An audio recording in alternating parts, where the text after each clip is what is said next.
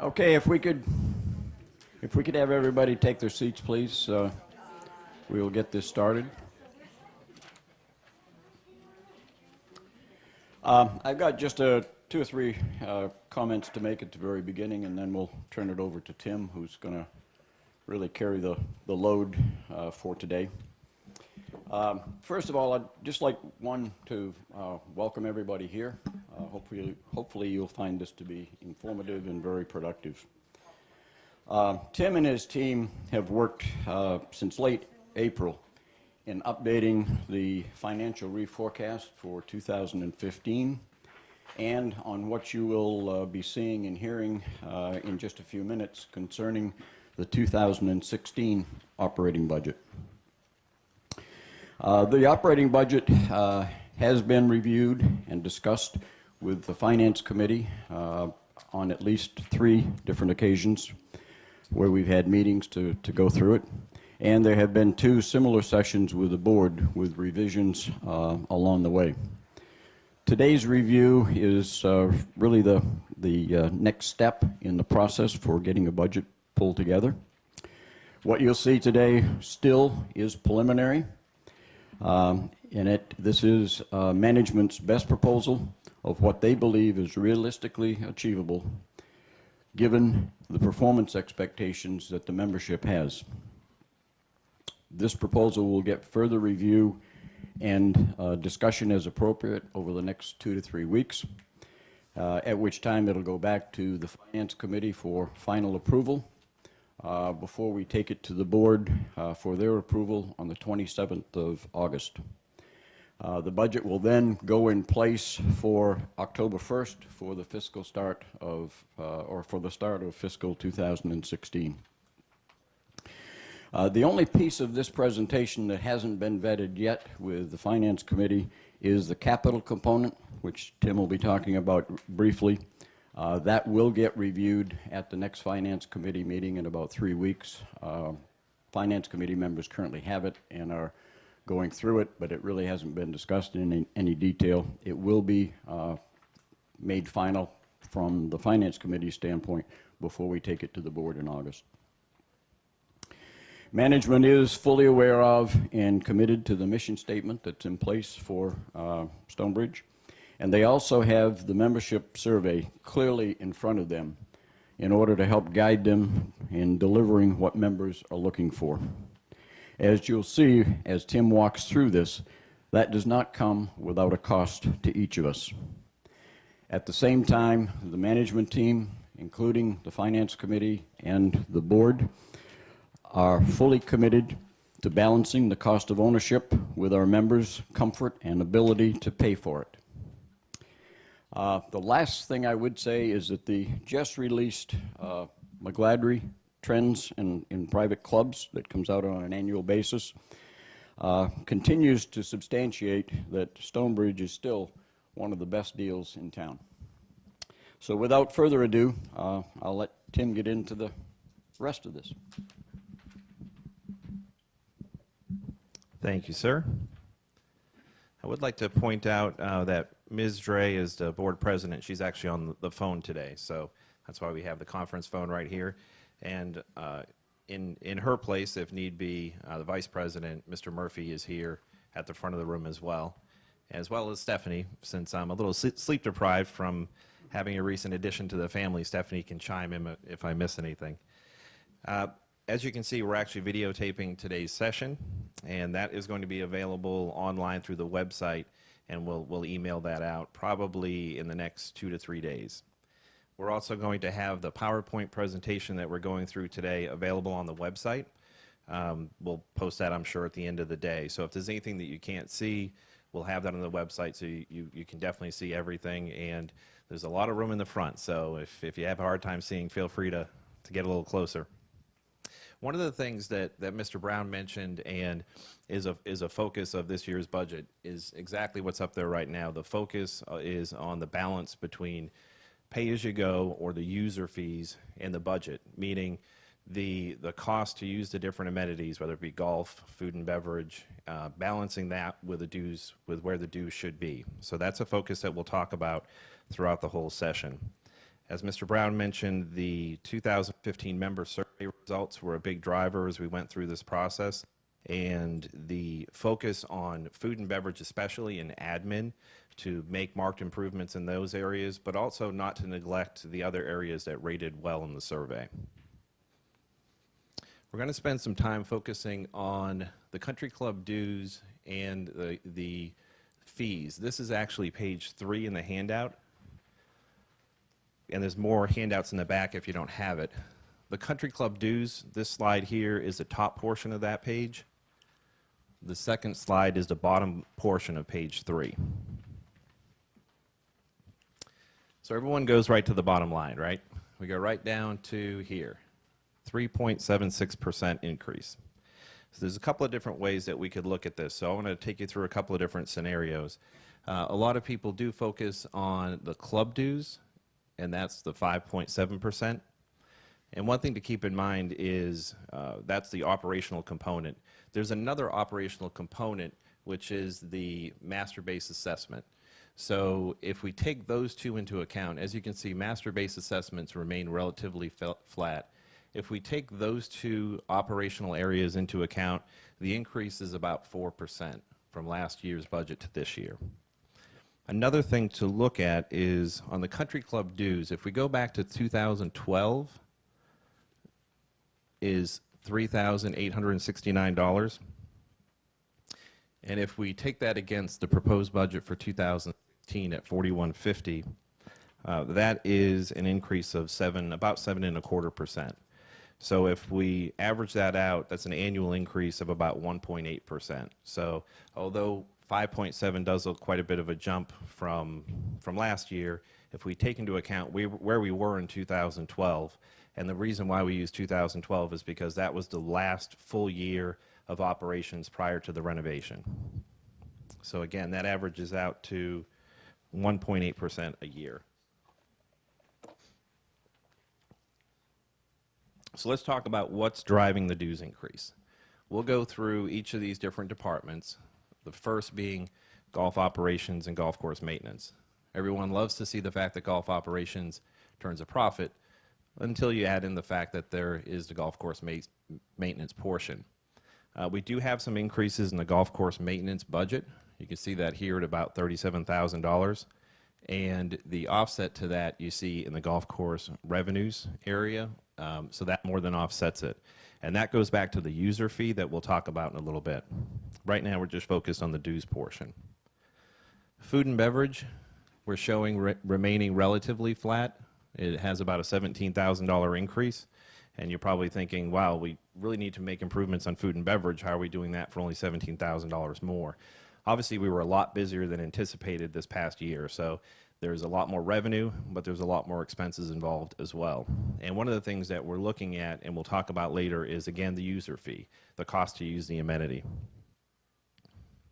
Tennis pool and fitness, an increase of about $43,000. About 2/3 of that increase pertains to the addition of a position in that department, and that would be a fitness and wellness coordinator. In your handout, there actually is a good amount of information about that position. I won't go through all the details, but effectively that person would teach most of the classes. In season, we offer about 20-25 classes, so we wouldn't expect one person to be able to do all those classes, at least not effectively. So in season would have to outsource some, but there would be coverage that way. A lot of people, if you may have heard or if you went to some of the classes, early on in the year we had a challenge where some of the outsourced classes, the instructors arrived a little bit late or maybe missed a class altogether. So we didn't get off to the best start in the fitness operation. So having an individual that oversees that area, either teaching the class or can also be a fill-in if somebody is late or doesn't arrive. And again, there's more information in the handout about that position.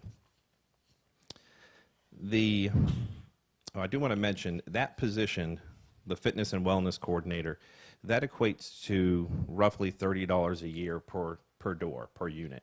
So just to give you an idea of what that cost comes out to per home. The next area is other income, and we see that going up by about $25,000. That's primarily driven by non-resident dues, and we'll talk about that here in just a minute. There's an increase in all of the non-resident dues categories. Maintenance and utilities, we see an uptick there of almost $40,000. And if any of you were at this presentation last year, we actually talked about that because we were realizing some savings in the first year of operations because of the fact that everything in the club was essentially new and under warranty. We have a warranty from the general contractor for the first year. It seems like everything that wasn't new broke at some point during the year, so we were over budget a little bit, but seeing a $38,000 increase in this line item is not a surprise. In fact, we expected it to be somewhere between $40,000 and $50,000. General and administrative, this is where you see the biggest jump. So we'll talk about that for a minute. The G&A budget, that includes the clubhouse manager position, and there's some information in the handout about that position. And although that is a new position for this year, it's actually, if you think about the number of employees in the admin budget, it's actually flat to what we had prior to the renovation. If you think back to 2012, we had a GM and an AGM. So in this situation, we'll be basically having a clubhouse manager and a GM. So if you look back to 2012, you can see it's just about flat to where we are now. So again, the head count's flat in admin, and the budget, ironically enough, is almost perfectly flat going back to 2012 for that department. And then on the next page, which is still on page 3 for you, is the CAM. And again, that's basically flat, actually a small decrease. There's a lot of different line items that go into that. We'll look at some slides later that'll actually show a pie chart for each of the different departments. That department has a small decrease, mostly because Mark oversees that area, and he did some restructuring of the staff out there.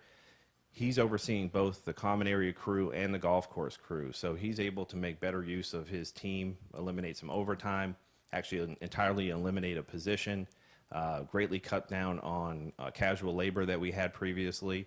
So the savings in the payroll that we saw in CAM more than covered the increases that we had, like in cable TV and that type of thing. Service charge is the next component. There we see a significant increase. That's $95,000. So we'll explain that a little bit.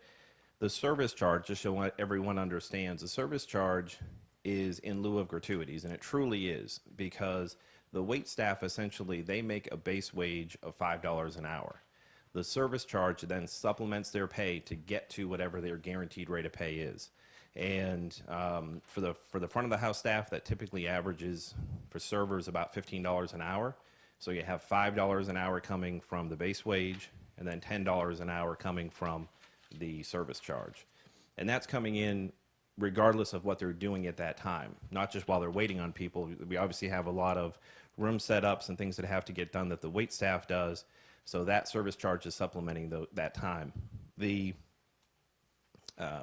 F&B volume that we anticipated for after the renovation, we're coming in about 25 to 30% over in our volume in food and beverage. So currently, and to back up to the service charge, the service charge, because it's directly related to the server's pay, as we're busier, obviously that requires more staff. So that increased volume necessitates obviously more in the service charge. So currently, because of the fact that we've been running well over our budget in food and beverage revenue, about 25 to 30%, we're underfunded on the service charge currently. In fact, our current reforecast has us coming in at roughly $90,000 short on the service charge by the end of the fiscal year, at the end of September. So what we're doing now is we're trying to make every effort through the operational budget to make up where we can to offset that by the end of the fiscal year, to minimize whatever assessment could be felt on the service charge, because there will be a shortfall on that. So the increase we have this year, the 95,000, that's taking that into account. It's not funding fiscal 15 at all. That'll be settled at the end of the year. It's just putting the appropriate amount in for next year. And in some of the slides, we'll see that we're assuming essentially the same, relatively the same level of business with about the same number of hours of operation for food and beverage. So therefore, we have to increase the service charge so we don't have another shortfall next year. The capital component, $750, that remains the same. And then on the dues renovation component, there's a slight decrease in that. As you know, we had after the loan was paid down, that quarterly payment went down a fraction in your quarterly bills. So that's reflected here.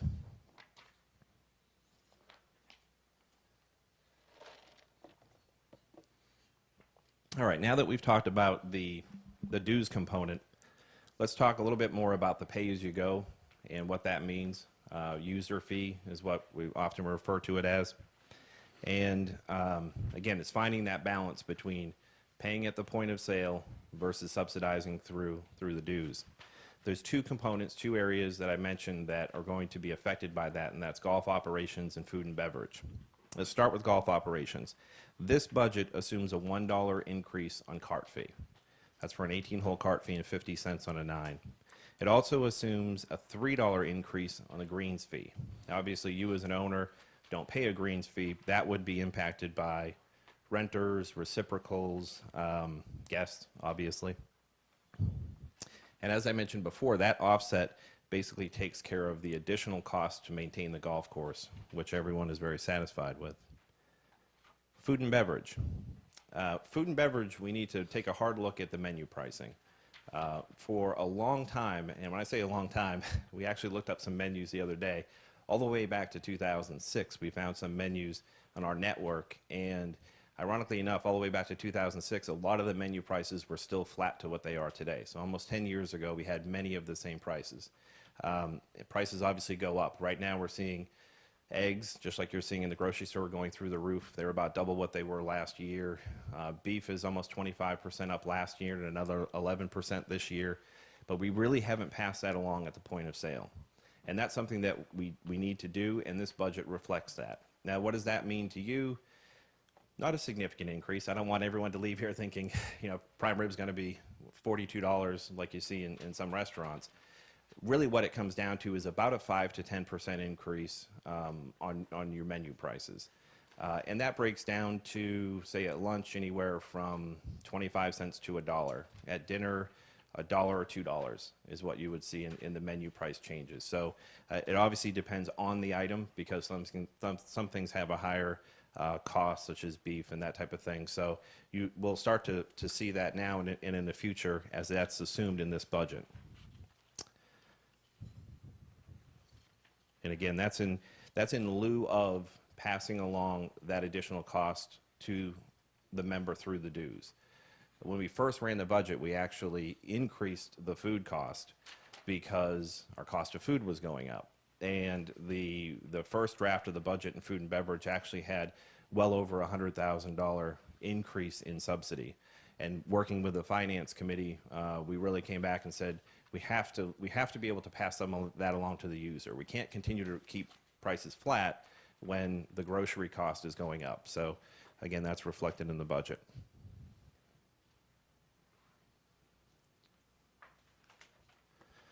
These are some of the general assumptions that are in the handout, and I'm not going to spend a lot of time on them, but a lot of it we've already just talked about. So we have the total cost of ownership at 3.76% increase. This slide here talks about the breakdown on the club dues of where that cost is. Essentially, a third of the cost in the club dues is some of the fixed costs that are going up. The other 2/3, that applies to the clubhouse manager position and also the fitness and wellness coordinator position. The clubhouse manager position and the fitness and wellness coordinator, again, that's in the handout if you want to get some more details on that. As I mentioned before, we're projecting the food and beverage hours of operation to be relatively similar to what you experienced this past season. The service charge increase, we've talked about that, so that's going to take us from $35 a month to $45, which matches up to what we're actually spending right now. I think I mentioned before that the warranties on the kitchen equipment and a lot of the building components are up actually this month, so we're expecting to have some increase in our repair and maintenance. This budget includes a 3% payroll increase, and that's along with the trends for Southwest Florida. And that's not 3% across the board. That's a merit increase. So it's not as if everyone receives a 3%. That's on a merit basis. The annual dues for non-residents are projected at 10% increase. Summer members actually have a little bit of a higher bump at 20%. And I've heard a lot of people say the summer members have a heck of a deal, which it is a deal. But not only is it the dues that they bring in, but also the sales. You know, coming out and using the golf course and food and beverage, it does allow us to be open a little bit more. But we're taking those dues up by 20%. As we talked about before, the non-resident greens fees increased by $3. We made that effective November 1st because we already have prices advertised with reciprocal clubs and so forth through the entire reciprocal season through the end of October. So that goes into effect November 1st. And then the cart fees, same thing, November 1st, $1 on the 18 and 50 cents on the 9. And as we said before, no increase on the capital contribution. Now what we're going to go through is by department, a pie chart that shows where your money goes. So we'll start off with the common area maintenance, and you can see a vast majority of that is going to security and cable television. As much as we all love Comcast, that contract goes up, I think it was 4%. And payroll is relatively small in this department because of the size of the outsourced security and then the cable. Landscaping, lake management, utilities, repair and maintenance, or other components. There's about 46,000 or 4% in miscellaneous. And in each of these slides, we'll break down for you what falls into that miscellaneous account. So you're actually seeing all the different line items of the budget. Obviously, some of these are pretty small. There's not much to talk about, but we wanted to make sure that you were seeing everything that goes into the budget. And again, all of this will be on the website. Administration, as we talked about, payroll is a significant portion of that. The insurance for the club and the property. Professional services, and that includes legal fees and different things go into that category. Our annual audit, tax preparation, and so forth. Bad debt, that's actually come down a little bit. And then some other miscellaneous categories, and about 50,000 in that miscellaneous category, and you can see what that breaks down to there. Maintenance and utilities, again, we see an increase in the R&M with the building starting to see a little bit more wear and tear, and water, electric, trash, telephone is a significant portion. One thing that we're very pleased with is the efficiency of the building with the air conditioning. It's amazing that it does cost more to air condition, obviously, but for the building being 65% larger, it's amazing how close our utility and electric bills are to what they were prior to the renovation. Again, the miscellaneous category, that breaks down all those different areas, pool chemicals and so forth. Golf revenue, and again, this is assuming the $1 on the cart fee and $3 on the greens fee. You can see what the breakdown is of where that revenue comes from. This is golf operations expense. And again, as with most departments, it's mostly payroll.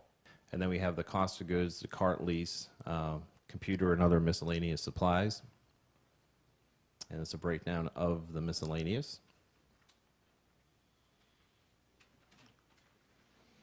Golf course maintenance expense, again, payroll is a significant portion in that area. As Mark has said many times, he has a great crew and he appreciates what they do.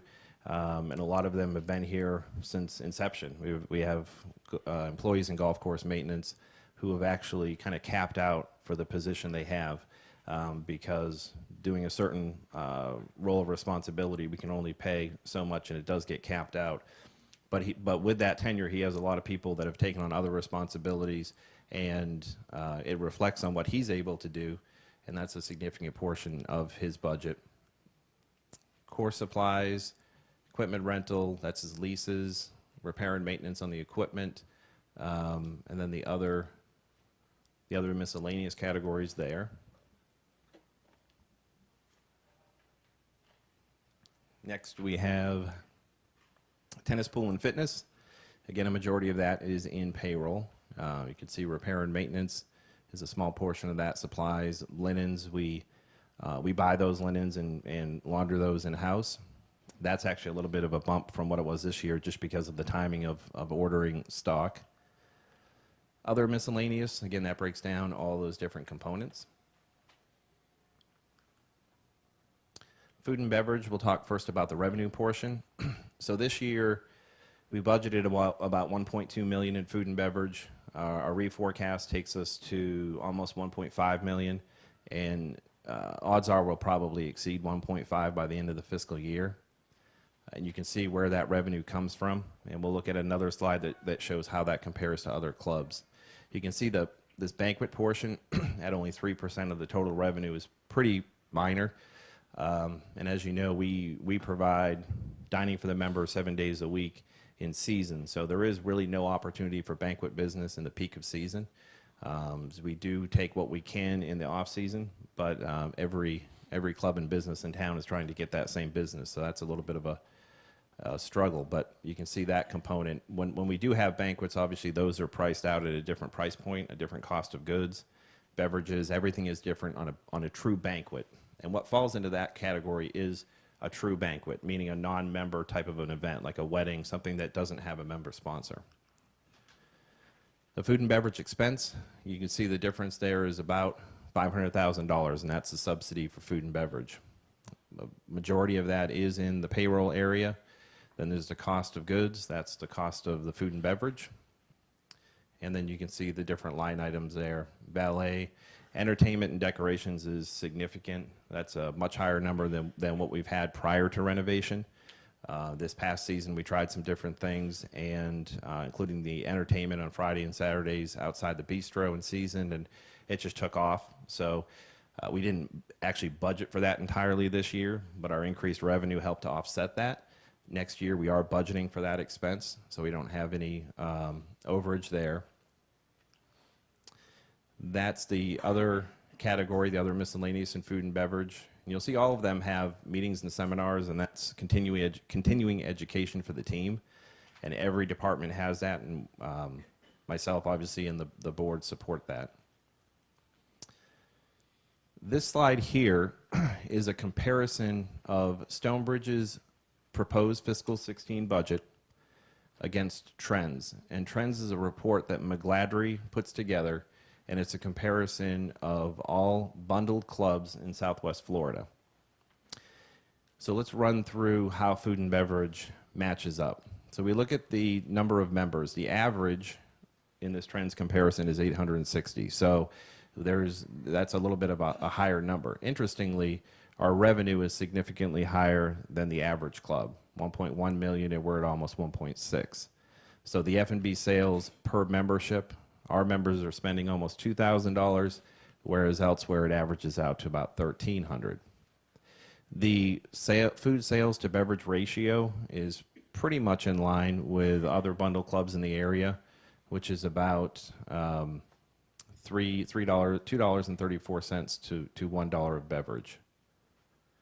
The restaurant loss at $430,000 versus the average in the area of $526. And you'll see the asterisk there because that does not take, this $430,000 does not take into account the entertainment and decorations. And we just saw that on the other slide was about, I think, $73,000. So this, McGladrey extracts that information because a lot of other country clubs, well, some other country clubs don't budget their entertainment and decorations in the food and beverage department. That may fall under a G&A or another category. So they extract that, so you're really comparing apples to apples. So that's why you see the F&B loss go down a little bit to 430.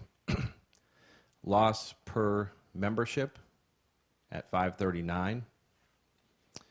This is an interesting one here, the cost per dollar of revenue. So basically what that tells you is the average for the area loses 42 cents on the dollar. So every dollar of revenue, they're losing 42 cents. We are at a little over 27 cents per dollar of revenue. Now, what you're probably thinking is that doesn't take into account the service charge. And not every club has a service charge. So this whole scenario does not take into account the service charge. Now, again, keep in mind that's in lieu of gratuity.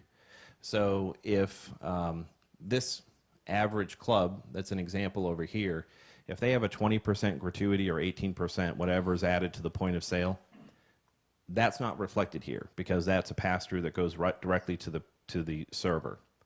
Now, one thing I will say is and we did an analysis and looked at what if we did a 20% gratuity? What would that look like on paper? Obviously, that would eliminate the service charge, which is $540 per membership this coming year. Then you would pay the 20% at the point of sale, or 18.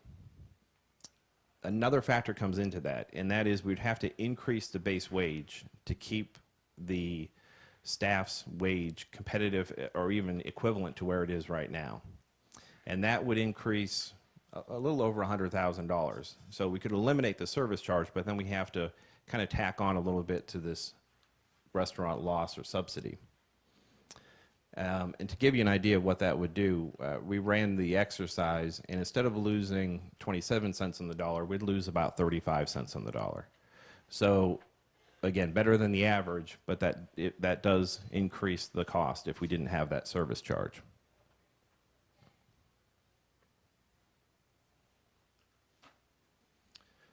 These slides are part of the McGladrey Trends presentation that they give every year, every April. And our board of directors attended, most of the board attended this past April. And this gives you some of the realities, as they say, of food and beverage, of why there is a subsidy that there is. And they're pretty self-explanatory. This one here is a little interesting, that the one who eats the most at the club wins.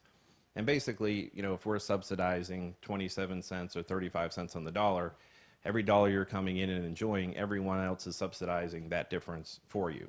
So not only that, you're winning because of the service charge. With the service charge, you're not paying that additional 20% gratuity that you would likely be paying elsewhere. Not open to the public, that's pretty obvious, and a little bit of a larger pour in the alcohol.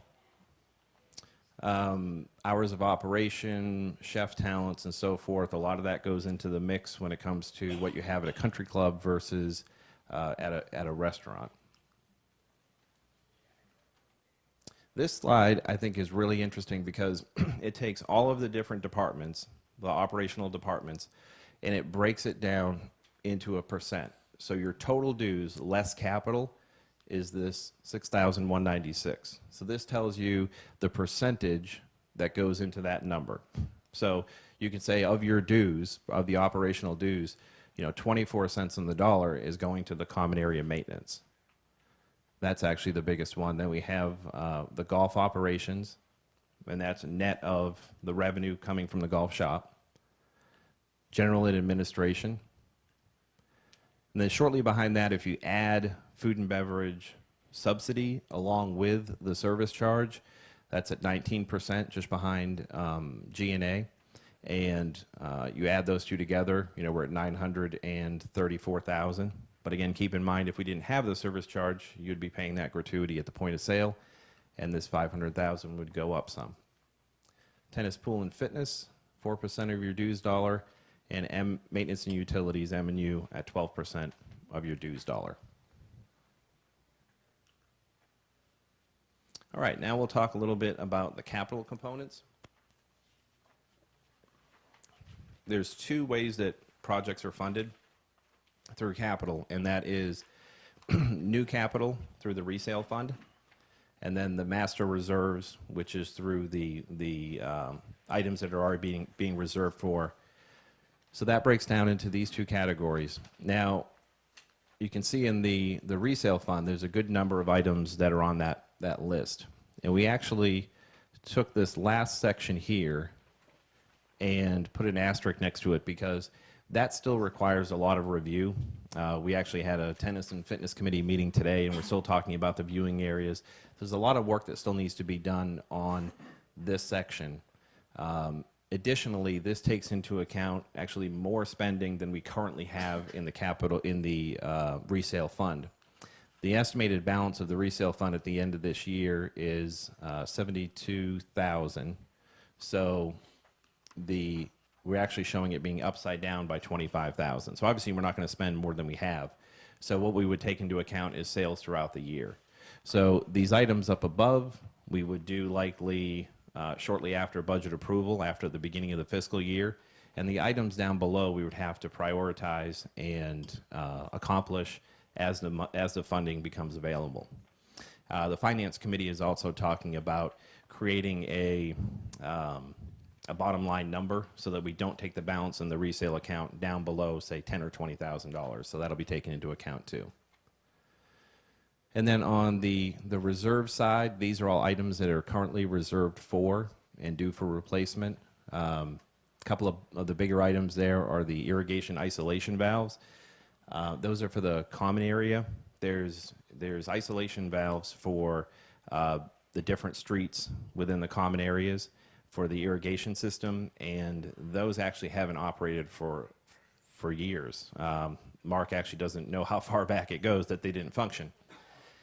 The advantage to having those is if we have a pipe break, we can isolate where that break is and still provide irrigation to the other areas. Currently, if there's a pipe break, we have to shut down the common area pump, which is not only a bad thing for the pump itself to have a hard shutdown, but it also means you're not getting water in all the other areas. So this would be adding the isolation valves throughout the common areas. Another big item in there is a reel grinder, and if anyone has been to a Green Committee meeting or probably heard Mr. Murphy speak at a board meeting last year, the reel grinder is something Mark has been anticipating to replace. What we have is actually its original piece of equipment from when the club opened 20 years ago, and they don't make parts and pieces for it, so we're spending a lot of time and money repairing and trying to maintain, which is becoming very difficult. So that's to replace the reel grinder, wash pad recycle station to replace that. Mark has 4 golf carts, 4 of his utility carts that are due for replacement, and that turf truck is also a utility truck, but it's designed a bit different and can carry a better load. So that is the different components there. On the resale side, I can go through those. A couple of pieces of equipment in the fitness center. Kevin says somehow he's going to find room for it. On the various small wares, these are food and beverage related items. A couple of small things that we would need to do for the food and beverage operation. Wine cooler to have the red wine at a proper temperature, conveyor belt toasters, hot dog roller for the bistro, that type of thing. Food banquet cabinet. It's actually a heating cart. The banquet's of the title of the product, but it's used for member events and all different things, not just banquets. Plate covers. Believe it or not, we don't have plate covers for enough of our plates. This falls into more of that wish list type area that we don't have all the funding for yet, and we still have to work with the Finance Committee and the Tennis and Fitness Committee and the department heads to do some more prioritization down here. You'll see on 2 different line items, viewing areas for the tennis court. It was grouped originally together with courts 1 and 2, 1 and 3, and 2 being separate. But the Tennis and Fitness Committee is still doing a lot of discussion on that as to what the recommendation is going to be. The patio and terrace seats, actually all the seats that are out on the terrace and all the chairs below outside the bistro undercover, there's no cushions on those. And one of the things we heard, especially when we first opened, was how low those seats sit when you're out there. So this would solve that. And there's actually 120 of those seats, if you can believe it or not. Food and beverage, a keg cooler that was designed and piped in when the renovation was done.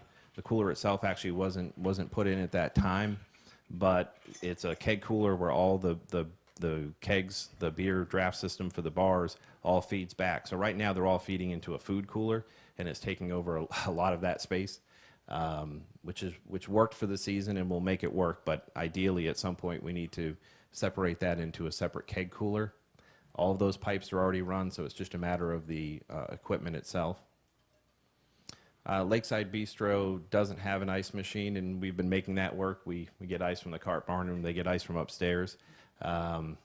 Jason would tell you it's probably not the optimal way to get ice because they tap him out sometimes. So operationally, we do run that actually really tight. So right now, if one of those two ice machines went down, we would be in a world of hurt. So that's not just a convenience item, but also something that would help the operation.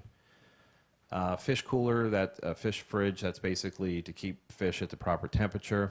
Hole-in-one board, down by the golf shop, there's the wood display of the hole-in-ones, and what we'd like to do is switch that to the green marble type, Corian type look of the major championships.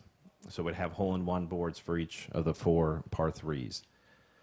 And again, we talked about the viewing area, and then landscape lighting along number 18 here is something we've talked about for some time, and there'd be a cost for that. So that would take some additional steps before we proceed with that. Obviously, that would have an impact to Ashton Oaks, so we'd have to get their involvement and input. And also to probably Manchester, since Manchester backs up to the preserve there on the other side. And that brings me to questions. I was going to put a video of Emma and Owen at the end, but haven't had a chance yet. Does anyone have any questions? If you do, we'd ask that you come up to the mic, just that way we can hear.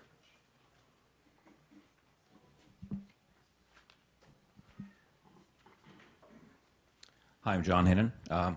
First of all, I want to thank you, Tim, and everybody else on the board for this incredible work. I know that having put together budgets myself for years, it's a lot of work, and it's a thankless process. So I appreciate what you guys do on that front. Also, thanks for getting back to me, to you and Giff and Marie, for some of the questions I've had previously.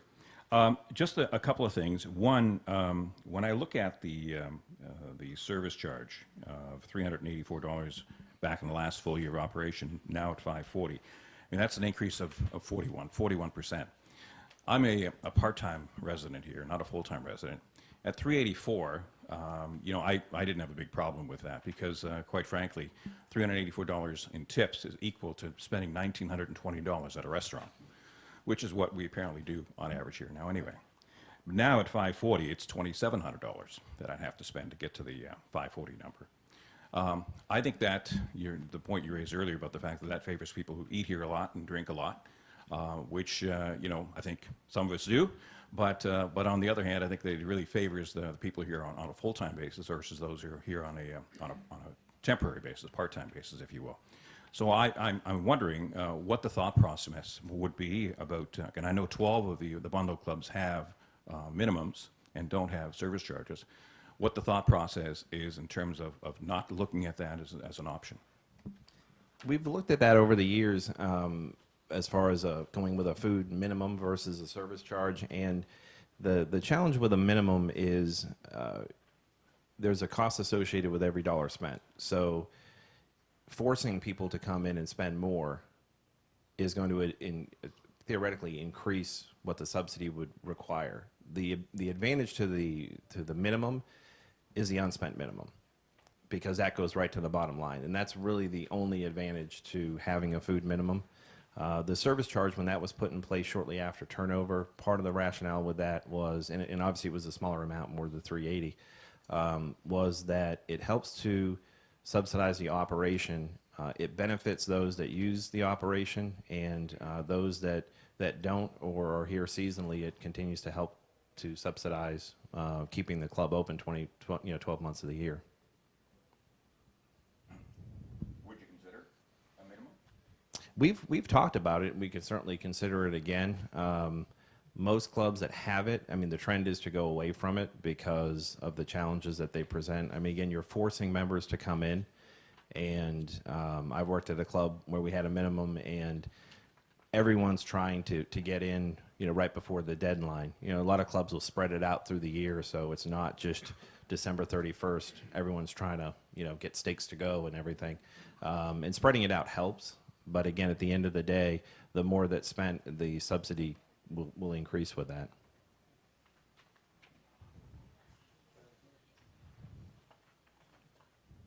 Any other questions? Mr. Katz. I couldn't resist.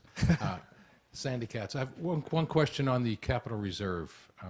I know the study was redone last fall, and I'm wondering if this 750 reflects the results of that study so that we will be financially stable throughout the next 10 years or so. Yeah, the professional study was done. We're actually still working on that information to put it into our, what you're familiar with through the Finance Committee, to our format. With as much as we've had going on, we haven't quite got there yet. It doesn't look like we're too far off from what the professional study was, but until we really put it into our format and extend the life, and some of those we have to look at the useful life too. They have a standard amount that they put on, like, say, the greens and the golf course, and those are some of the bigger components. And we really want to get the department heads' input too, onto what that time frame should be. They actually had a smaller window of time on a lot of the golf course components than what Mark feels is reasonable, so we can extend the life and therefore, extend that dollar. So that's our next project. So is that 750 still iffy? Could that change? Not for the coming year, no. Any other questions? Yep. Hi, I thank you for all your work. My name is June Falcone. I live at Heatherwood. I'm here year-round. And I don't know kind of where it fits, but I'm assuming that this budget is planning the situation here for next year as it was this year. So what I'd like to say basically is this. The club, one of the big reasons for having the addition and all that was to have a grill room. Okay, we are here in the summer, and there is no grill room. You have to go into the bistro. The bistro is quite small, can't accommodate, I think, the numbers that it might be, it could have. I think some people go home. I've heard people say, oh, we got to go there 20 of 12, quarter of 12, because we got to beat the golfers before they come in. And I would imagine golfers, guests too, would leave. Oh, so anyway, I would just guess maybe saying to you, I would like to have something considered about more action up here and perhaps less there, and ask, what you're going to do in terms of budget about that situation. We did account for a little bit more in the summertime, especially on the payroll side, to be able to function probably minimally in the bistro, meaning keep the window open for the golfers and the to-go, and then put the wait staff and the kitchen staff upstairs. We considered doing that, although we didn't budget for it this year. We considered doing that this summer. And again, we're right now faced with that shortfall in the service charge. So we're really trying to make every effort to be able to recoup as much as we can to cover most, I'd like to say if not all, but we'll have to see where the fiscal year ends. We've done a couple of things down in the bistro to try to speed things up a little bit, add another person in the kitchen versus another whole staff, and the wait staff coverage to try to keep things moving. So that's where we are with that. So, in a sense, you're saying that there are no definite plans. The budget next summer accounts for being able to be open in the grill room and have the bistro just the window open. And I don't want to get anyone any false expectations. Having the window open would probably necessitate a different type of menu down there, because we wouldn't have a full menu with two guys in the kitchen. Probably more like pre-made, hot dogs, pre-made sandwiches, just grab and go type of things down there.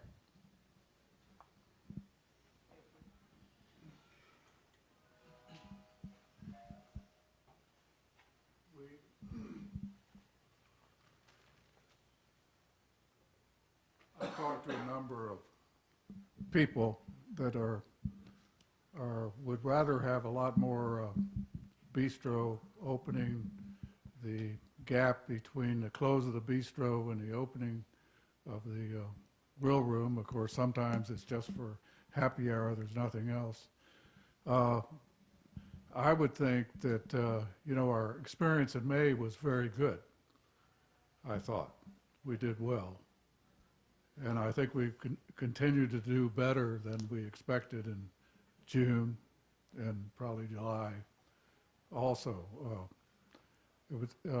Where there are a lot of people that would like to eat, have a place to eat every evening.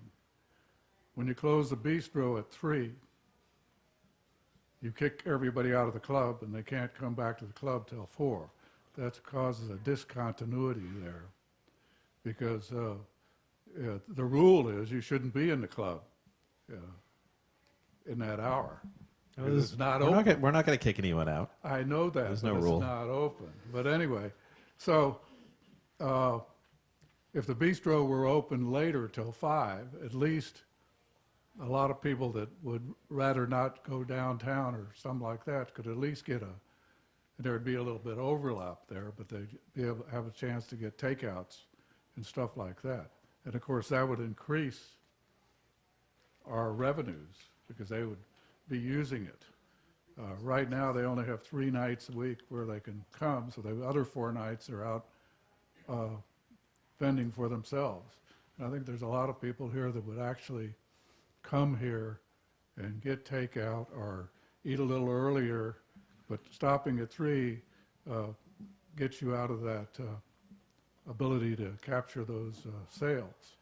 And the other thing is that I don't know what the formula is on staff to numbers of people, but I think there are some economies of scale. So, I don't know how many. Don't know much about restaurants, but I know that one server can serve so many tables. So just because you add 2 more people doesn't need that are going to eat there doesn't mean you add a whole nother server. They can handle a lot more. So, if you expand, you're still going to be able to handle more with your people. Maybe people have to wait an extra 5 minutes or something like that. But I think they'd rather eat than not be able to eat, even if to make it make sense. And I think it would work. I think we'd make money. Okay. Well, I appreciate the input, but when it comes to that 3 to 4 range, we don't have a rule that you have to leave by any stretch. In fact, typically when happy hour is starting up at 4, they're here getting set up. So you're welcome to come upstairs. There's no issue with that. Well, the other issue is that the idea of a country club is it's people where people can hang out. We own this club. You can't hang out here. You can't get in there till 11 o'clock. You can go to the window, but you can't even get into the club. There's nowhere to hang out here. And so you're really not fulfilling the objective of the club. And unfortunately, if the weather's bad, you can't hang out outside. Sure. And so the issue about more protection for the sun and the weather out there is not on your list, of things to do. And it would make the outside area more viable if there was more protection there and more people would be able to flow out there, because clearly the bistro can get overcrowded very quickly. And I think everybody likes to come here. The food is great, it's working well, but we're gonna. Well, that's a lot of what we gotta make people. Oh, The expectations right. of the people here is that they'd like to eat here. Yep. And we're Well, not and that's fulfilling why, that. and we do certainly have expanded hours from what we had prior to the renovation. In the summers in the past, we'd be open 1 or 2 nights in the summer, and now we're doing 3. Yeah, more. Granted, it's not 6, 7 nights a week, And more people are staying here longer. and I'm sure that will evolve over time even more. And it's happening right now. Some people have come back from St. Louis and you know, we don't want to be in St. Louis. It's hotter there, 10 times hotter there than it is here. They don't want to do this, you know. I Any- think a lot of people are realizing that. It's even in the paper. Yep. It said in the paper yesterday, this is now a summer location. You know, they've seen the change and now they're really admitting it. You can see the traffic and everything out, and that affects us too. Yep, we've got that. Okay. And additional comments, questions? Andy Kent, where do I live? Anyway, Andy Kent, well, two things. One is just kind of backing up Bob a little bit on this. I think some of us that are year-rounders get the feeling that this club in the summer, everything that is planned anymore is around in season. And the things that are put on for us and the hours of the club don't seem to jive with all of us that are here year-round, and we kind of feel that we're kind of being shuffled to the side. That's just my feeling and some of my friends, but that's neither here nor there.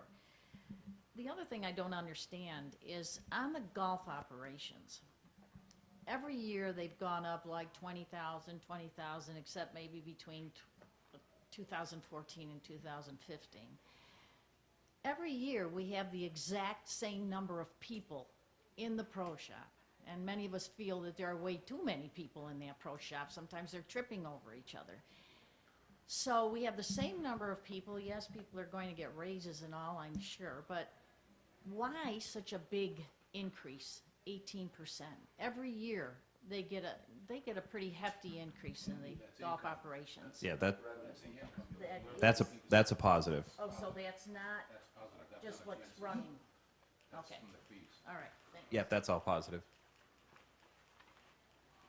Yes, sir. Hi, Tim. Just another follow-up question. In terms of some of the assumptions that were made with the food and beverage, you're looking at 1.57 million for next year. That would make it the highest number ever for a bundle club in Naples. We had a study done recently which showed that people at this club use this club more than any other club.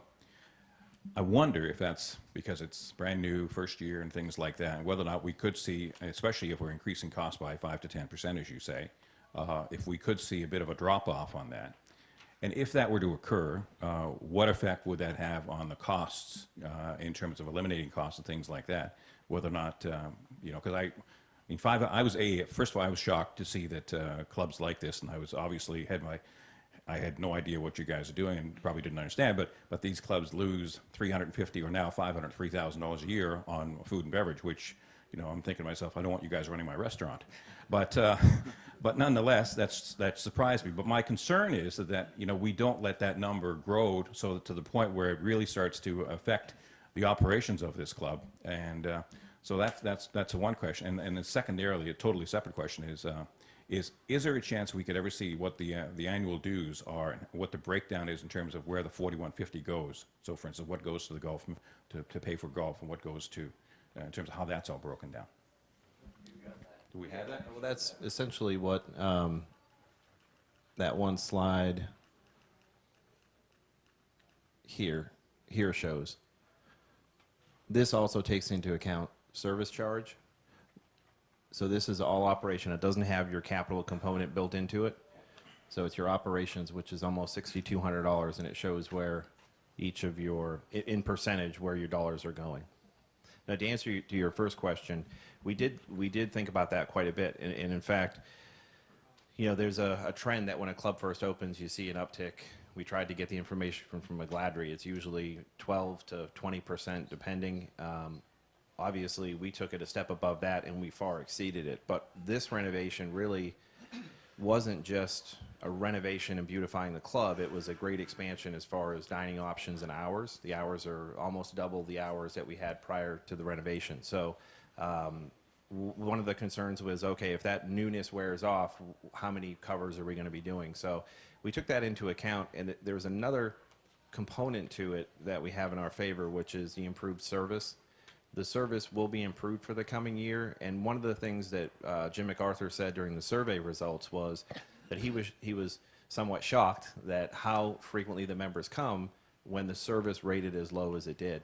So there's a lot that's been going on this summer in anticipation for the coming season to correct that. So as long as we deliver on that end, we're still going to be providing excellent value. You know, 5% on the menu, like I said, could be 50 cents, $1, $2 here or there. So it's still going to be a value-driven menu. So we feel that that's a very we could accomplish that number. If we don't, then that just gets reflected in cost of goods, obviously goes down, and payroll goes down. Staffing would just be adjusted based on the volume of business. Just like we did this year, the other direction, we had to continue to add staff because of the increased volume, would just go the other direction.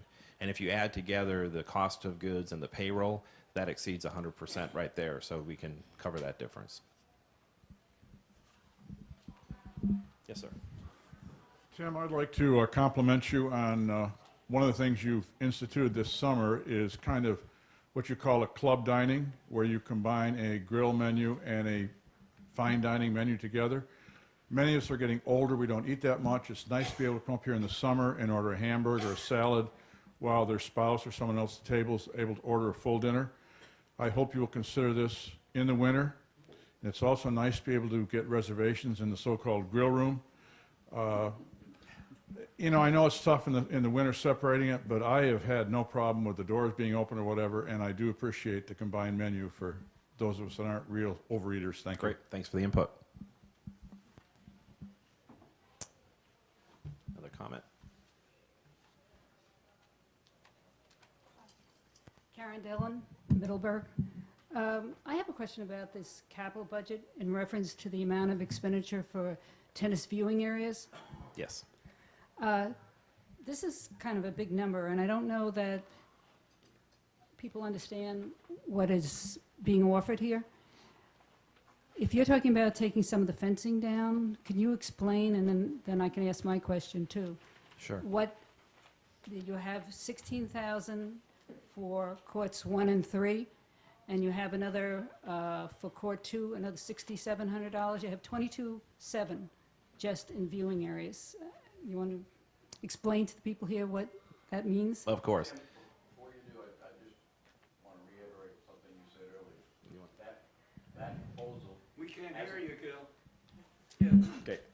I want to reiterate one of the things that Tim had said before when he made that presentation. The Tennis and Fitness Committee has not yet agreed that that is what we want to come forward with. It will be decided before we go to in 3 weeks' time to the Finance Committee, but that's still very preliminary information and could change. But I'll let Tim explain the pieces that are there. Okay. This is the only opportunity, though, we have to give our opinion, you know, if we understand what the proposal is. Yeah, and I didn't, Mr. Brown said it could change. Yeah. Even from this morning, it already has changed. So, you know, there's still a lot of work to be done on it. Essentially, what it is, court number, let's start with court number 3. There's already an existing brick paver and awning area. So that would just be taking down a little bit of the next section of fence back. So it I'm would. just going to move over here. Sure. Because That. I don't think people, you know, I don't want to be blocking, and then I can ask after you explain. Sure, so that will open up the viewing area on court number 3.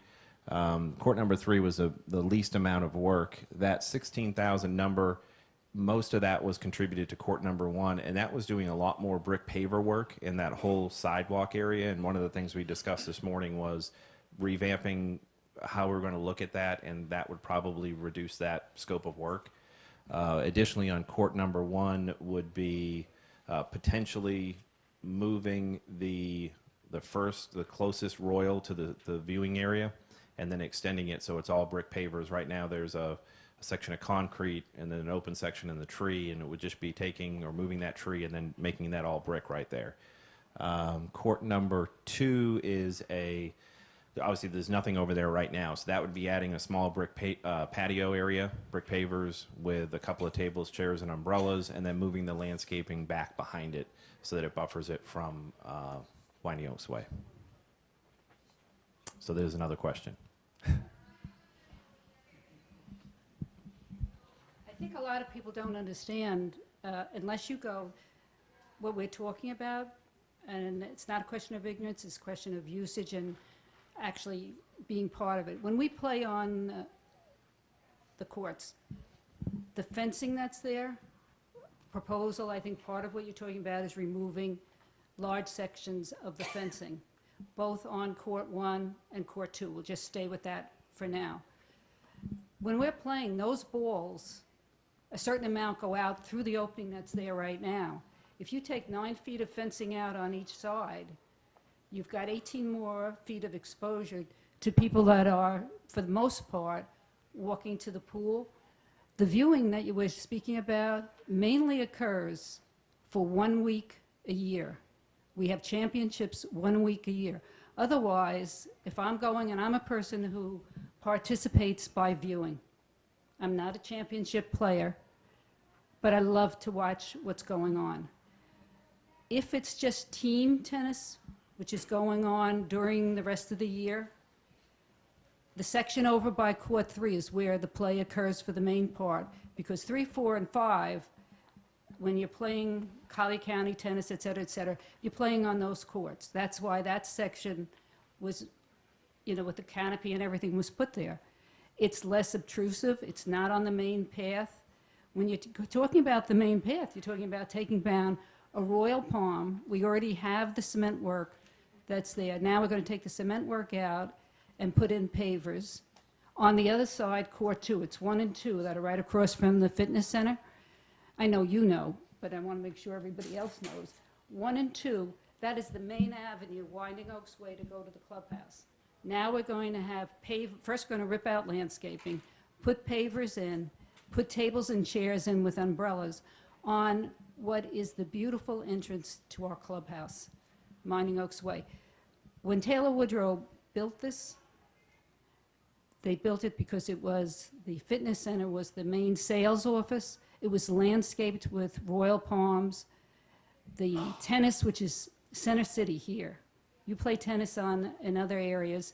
It's not the main route to the clubhouse. To expose that is... Okay. No, we appreciate the input, and I'm sure Mr. Brown will take that into account when the Tennis and Fitness Committee talks about it some more. Okay. Like I said, none of that is final. Yeah, okay. And the other thing I want to ask, one other question. You have an exercise bike for $5,800? $5,800? It's two. I'm not sure what the breakdown is of the 2 pieces of equipment, but it is. It's 2 pieces at $5,800. Okay. Having used the fitness center, it's very tight in there, very tight. I just think, when we did when you took all the information, which was good with the survey, tennis and fitness came out fine. We all know that the main effort is to see what we can do about food and beverage. And I think that's the main focus. We've got a lot of money that we're talking about, in my opinion, and I realize it's only my opinion, but I think most people, unless they play tennis, I don't think they're even aware that this is being proposed. I don't think this is the time. I don't agree with the viewing area because it's such a minimal amount of usage. You're talking about 1 week. I don't see it. And on the other side, in the regular operational budget, you've got a jump of almost 30% in tennis and fitness. And I understand that you're looking towards lessons, but again, when the survey indicated what we most needed to hire someone, I think we need assistance in the area. It's not that I don't think you need some professional assistance there, but a 30% increase? Thank you. Okay. Thank you. Yes. I'm not even going to go up there. Lucy Lindsay, I'm full-time in Braver, and I'll direct this probably at Giff. Are those viewing areas, aren't they going to be collapsible, Giff, where we move them to the side, or is that correct? That's my understanding. Are they No. We got people on the phone and we're videoing. We have to use the microphone. The question was whether I'll cover the question. The question was whether the tennis viewing areas were of a collapsible type nature, and I think I could say they're not. No, they're brick pavered areas with some removal of fences, Mrs. Dillon's pointed out, to open up the viewing, and some tables and chairs. So the tables and chairs would be, could be moved. We'd utilize, it also matches the furniture around the pool and the other viewing areas, so it's somewhat interchangeable if there's a big match or something going on. Yes.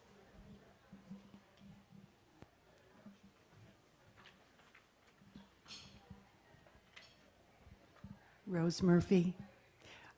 As a part of the LNG committee, I've taken on the responsibility of reviewing all of the resolutions that have been passed since inception.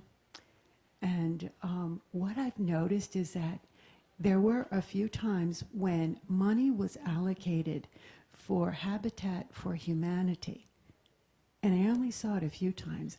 I was just wondering whether or not we could be, I guess, community responsible, have more of a community responsibility, and routinely allocate money in our budget to give back to those that don't have what we have. That's very astute that you noticed that, and I'm sure that's a huge project to go through all the resolutions. Yeah. To develop the board policy manual. Thank you. As far as Habitat for Humanity goes, we do work with them actually every year. Yeah. It doesn't necessitate require a resolution because we actually don't. We pledge funds, but we get a rebate from the state. So Right. the checks are actually handed off the same day. I noticed that. Yeah. I mean, you give, but we also get back. Right. So why don't we do it every year? We do. Oh. It just doesn't Oh, require. It just doesn't require a resolution because Oh. of the expense of the funds. Oh, I So see. I we see. we do it every year, and actually part of it is through the state, where we pledge the money. We actually cut a check. They Right. get a copy of the check, but we retain the check, and that's So probably we what don't you have saw. to budget for that No. because it's a No, give and it's a take. Okay. it's a wash. It All sits on the right. balance sheet for 4 or 5 months, and then it gets credited back. It's an excellent program. We Yeah. actually are required, I think, 200 hours that we have to volunteer as part of that program. Past years, a lot of times we did it in like that May timeframe. I think this year we did it in April. And that helped to get a few more people involved. So you'll see that, usually through The Voice or something like that, we advertise so that we can get the volunteer hours. A lot of the staff goes, and members as well go and volunteer. And just another question. I don't know whether or not this is possible. Could we ever budget for something like a donation to a charity? Can we or can we not? Well, it's not that we couldn't. Yeah. I just don't know. We're trying to be so fiscally responsible within the club to identify which charity would be difficult. So many members do things on their own, Right. and so many groups of members get together and do things like the shoe program. I mean, there's Right. so much going on. And as far as the club goes, we want to get a little bit more involved in that as well. And we actually did that more so this year than we have in the past. Right. In working with members, we did the gifts during the holidays that the members were able to drop off, and canned food. With the and Salvation Army. Yeah, and the canned food and that type of thing. So we'll continue to do that Okay. type of thing, but actually Okay. earmarking dollars would be tough. Okay. Would be tough. All right, thanks. Thank you.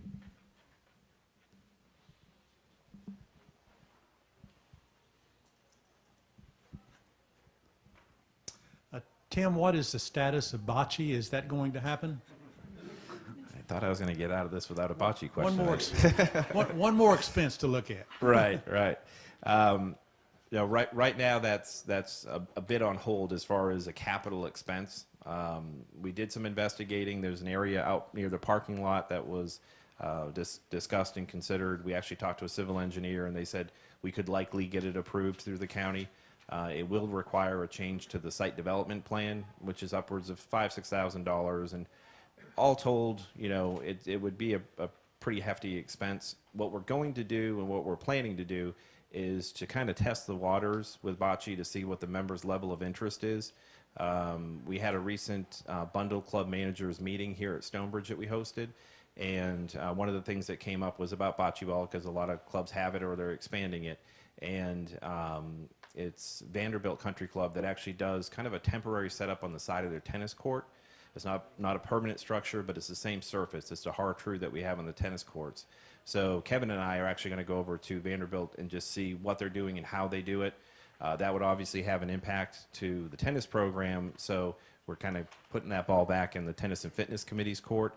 But in the meantime, myself and Kevin are going to investigate a portable type of a setup that could be used, and then we can gauge the amount of member interest to see if it's something we want to pursue. Any other questions? No? Anything for you, gentlemen? Nope. All right. Well, like I said, I'd end with a video of Emma and Owen, but I didn't have a chance, so I'll send you some pictures. Thank you.